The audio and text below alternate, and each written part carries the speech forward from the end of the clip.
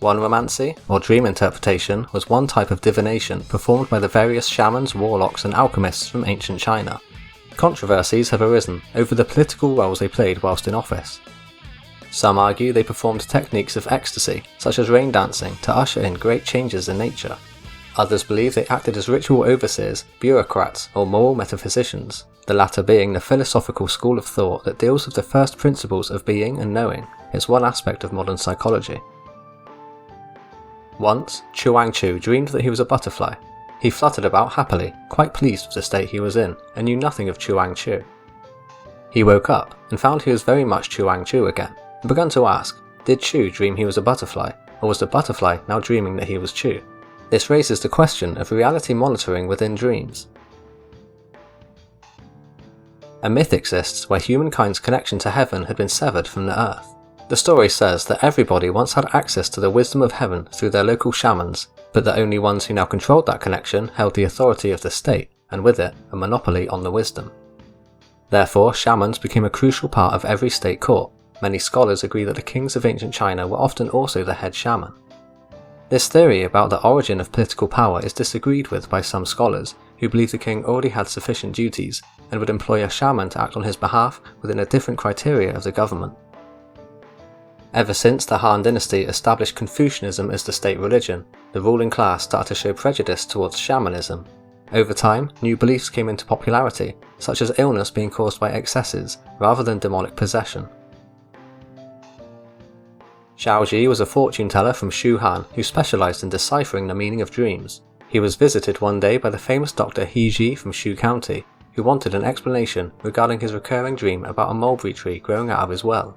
The diviner found this unusual, but still thought the mulberry tree could be important.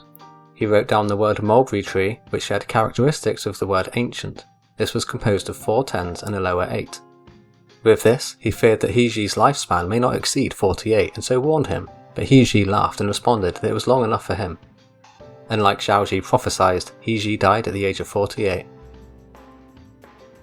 When Liu Bei dismissed Jiang Wan from his position for excessive drinking, Zhuge Liang vouched for him and prevented any further punishment against him. Jiang Wan dreamt of a bull's head hanging over a door with blood pouring out of it. This disturbed him greatly, so he went to Zhaoji for answers. When you see blood, the answers are clear. One who sees blood also has a keen sense of judgment. The horns and nose of the bull are symbols for the word Gong, meaning duke or male. This is a sign of good luck. Your position will reach the high rank of Gongqing. And like Xiaoji prophesied, Jiang Wan succeeded Zhuge Liang as regent, going on to become Grand Marshal. When Wei Yan was assigned to lead the Shu vanguard for Zhuge Liang's 5th northern campaign, he had a dream about a horn that grew from the top of his head. When he reported this to Zhaoji, he lied to Wei Yan. A Shilin also has horns but does not need to use them. This is a good omen that the enemy will destroy themselves without a need for battle. Wei Yan left in confidence, but Zhaoji later revealed to the others that the word horn is composed of knife with U's beneath it. Dreaming of using a knife atop one's head was considered an extremely ominous omen. And like Zhaoji prophesied, Yang Yi would eventually get his revenge against Wei Yan after their internal conflict led to the latter losing his head. During the campaign, Wei Yan felt bitter towards Yang Yi, so they always argued. Whenever they got into heated debates, Wei Yan would brandish his blade at him, causing him to cry.